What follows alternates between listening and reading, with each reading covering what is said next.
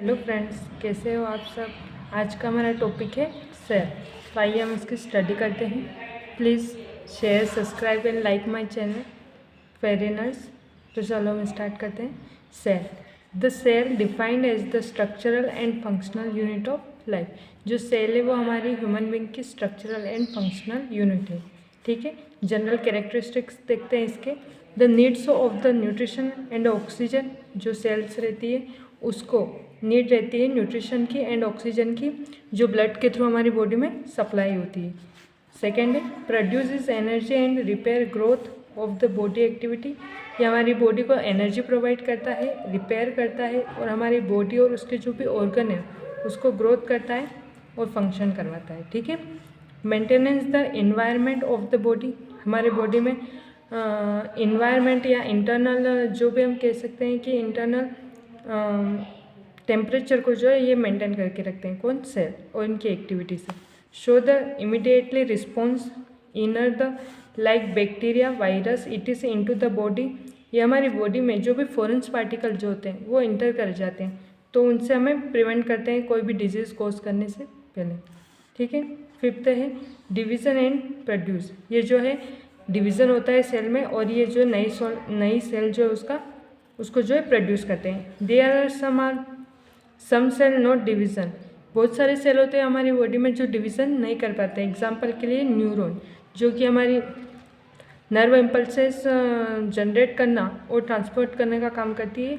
ये जो होती है डिवीज़न नहीं करती है, यह एक ही बार बनी हुई होती है। ठीक है, फिर फर्स्ट ऑब्जर्व सेल। सेल को फर्स्ट बार किसने ऑब्जर्व किया था? रॉबर्ट हुक ने इन 1665 में। फिर हम स्ट्रक्चर देख लेते हैं सेल का। तो ये रहा हमारा डायग्राम सेल का। इसके जो नोट्स आपको चाहिए तो मेरे इंस्टाग्राम अकाउंट पेरी नर्स से पर मैं अपलोड कर दूंगी, तो आप वहाँ से ले सकते हो। ये सेल्स का डायग्राम है जिससे मैंने डीपली बनाया है, रफली बनाया है, लेकिन इसमें मैंने जितने भी ऑर्गन आते हैं उन सबके नाम लिखने की कोशिश की है। ठीक है फ्रेंड्स, इसके आगे हम देख लेते हैं सेल मेम्ब्रेन, जो कि स्ट्रक्चर फर्स्ट जो स्ट्रक्चर में आएगा सेल मेम्ब्रेन, जिसे हम प्लाज्मा मेम्ब्रेन भी कहते हैं। The cell membrane is the outer layer. ये जो हमारी सेल की आउटर मोस्ट लेयर होती है। एंड सेमी परमेबल मेम्ब्रेन, ये जो होती है सेमी परमेबल मेम्ब्रेन होती है, जो कि फ्लूइड को या सेल के अंदर जो भी पार्टिकल्स या कुछ जो भी एनर्जी या कुछ होता है फ्लूइड वगैरह उसको एक्सचेंज करने का काम करती है। The membrane separated of the fluid, इसके अंदर फ्लूइड होता है, इनर साइड इंट्रासेल्यूलर फ्लूइड और outer side extracellular fluid. जो सेल्स होती है उसके अंदर साइड इनर सेल्यूलर फ्लूइड होता है और outer side extracellular fluid present होता है। सब्सटेंट भी प्रेजेंट होते हैं इसमें, ICF and ICF to ECF।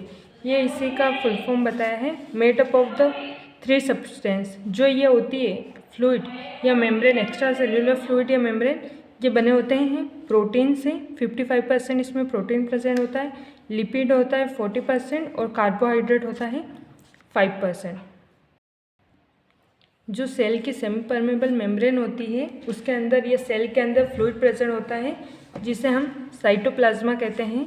Cytoplasm is a jelly like substance होता है ये, जो कि हमारे इसमें 80% होता है और ये 80% फॉर्म टू द वाटर। ये 80% जो है वाटर से मिलकर बना होता है। It is a made up of protein, carbohydrate and lipids and main function to protect the cell organ. ये जो होता है सेल के जो इंटरनल ऑर्गन होता है उनको एक दूसरे से टकराने या फ्रिक्शन से बचाता है ताकि वो डैमेज ना हो। इसका मेन फंक्शन यही होता है। और जो सेमी परमेबल मेम्ब्रेन जो है उसे जो न्यूट्रिएंट्स या ऑक्सीजन जो कुछ भी है वो ट्रांसपोर्ट करने का काम करता है। नेक्स्ट है एंडोप्लाज्मिक रेटिकुलम। ये जो है सेल के ऑर्गन होते हैं, यानी कि जो सेल के अंदर प्रेजेंट होते हैं। Endoplasmic reticulum in the presence between the nucleus and the link of the nucleolus and the cytoplasmal cell membrane। ये जो होते हैं सेल के अंदर प्रेजेंट होते हैं और ये जो है न्यूक्लियस से लिंक रहते हैं, यानी कि जुड़े हुए होते हैं। ये 2 टाइप्स के होते हैं, rough endoplasmic reticulum and smooth endoplasmic reticulum.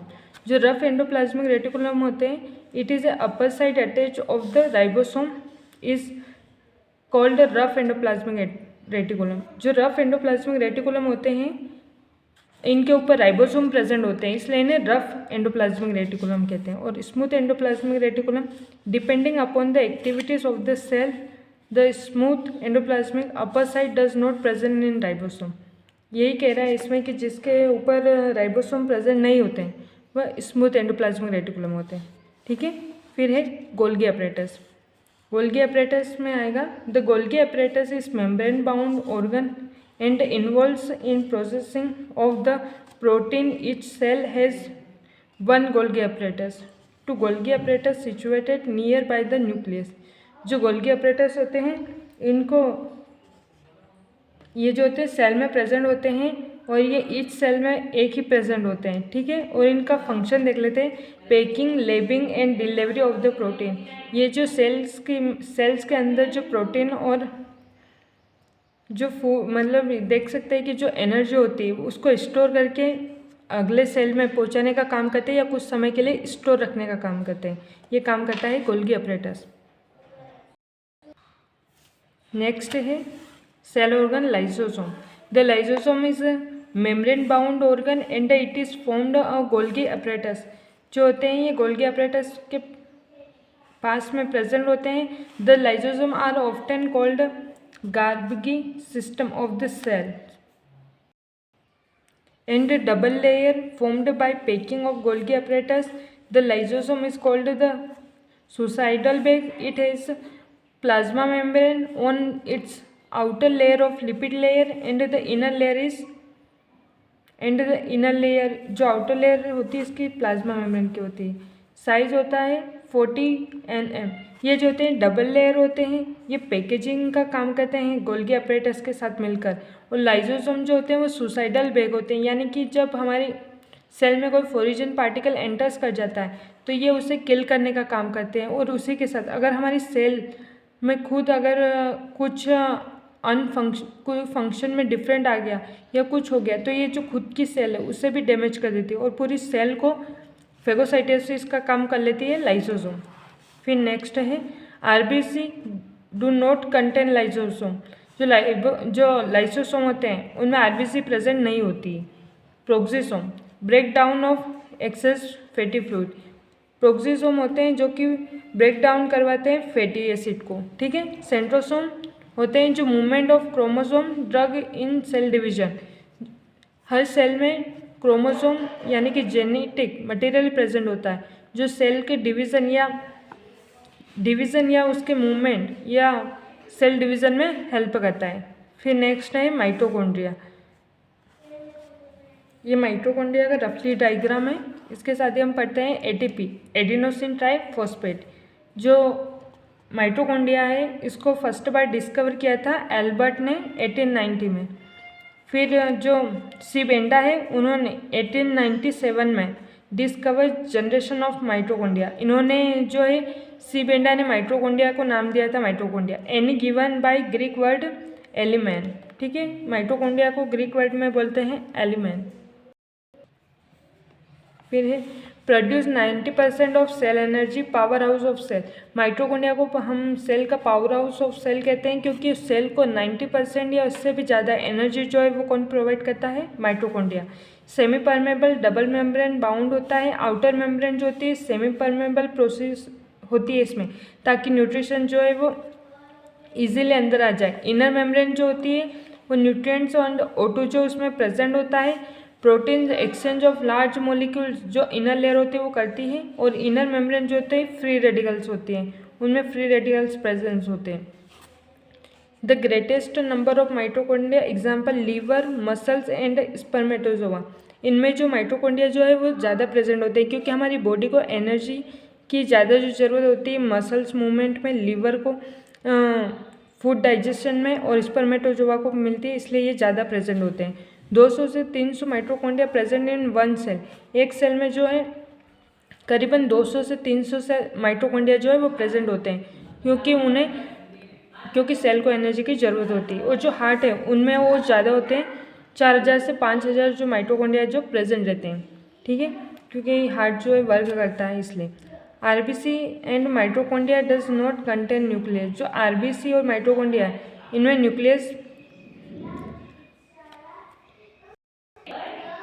Nucleus present नहीं होता है, क्योंकि न्यूक्लियस का मेन वर्क यही होता है कि इसमें क्रोमोसोम और डीएनए प्रेजेंट होता है जो सेल के डिवीज़न में हेल्प करता है। लेकिन जो आरबीसी होती है ये तो बोन मैरो से बनती है, और जो माइटोकॉन्ड्रिया है इसमें भी आरबीसी प्रेजेंट नहीं होती है, ठीक है, इसलिए इनमें डीएनए भी प्रेजेंट नहीं होता है। Definition, it is a double layer structure, it is also known as powerhouse of cells, it is length about 0.123 μg/nm, is generated to energy through ATP and its content of structure name, ठीक है।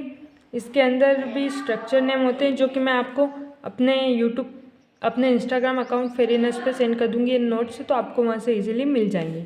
Next है cell organ ribosome. Ribosome is a non membranous organ and it is called protein factory. Ribosome are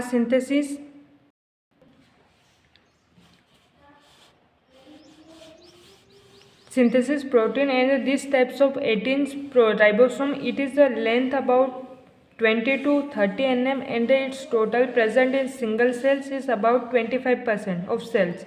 Ribosome made up of the rRNA यानी कि and protein synthesis of nuclear जो होते हैं ribosome, इनमें messenger RNA और transfer RNA tRNA दोनों present होते हैं जो कि एनर्जी को और मैसेज को पहुंचाने का काम करते हैं। Ribosome attach to the cytoplasm, वही हमने पढ़ा था कि ये अटैच रहते हैं जो कि मेन बॉडी में एनर्जी प्रोड्यूस करने का काम करते हैं। लार्ज सब्सटेंस होता है इसमें और स्मॉल होता है, तो ये सिंगल लेयर होते हैं।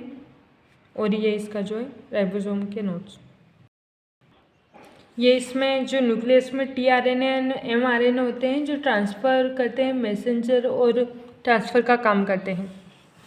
Nucleus, the main part of the cells to help the cell division. Nucleus inner side present nucleus inner side present chromatin. Chromatin जो होता है मैंने आपको बताया कि यह एक इंफॉर्मेशन होती है जो वन सेल से सेकेंड सेल जो होते हैं उनमें डिवीज़न करने में हेल्प करते हैं। ये मैंने आपको समझाने के लिए लिखा है कि क्रोमो यानी कि कलर एंड सोमो मीन्स धागे, ये एक सेल डिवीज़न नहीं होता है, जबकि एक ऐसे ही रहते हैं। क्रोमोसोम बनाने के लिए डीआरएनए और आरआरएनए और जेनेटिक मटेरियल की ज़रूरत पड़ती है जिनका इन्फॉर्मेशन ट्रांसफ़र करते हैं ओवम और स्पर्म। जो इन्फॉर्मेशन है वो ओवम और स्पर्म में जाती है। The nucleus present in all cell in the body expected the red blood cells. The cells with nucleus are called eukaryotic and this without nucleus are known as prokaryotic. Nucleus is necessary for the cell division. जो sales होते हैं वो two types के होते हैं, eukaryotic and prokaryotic.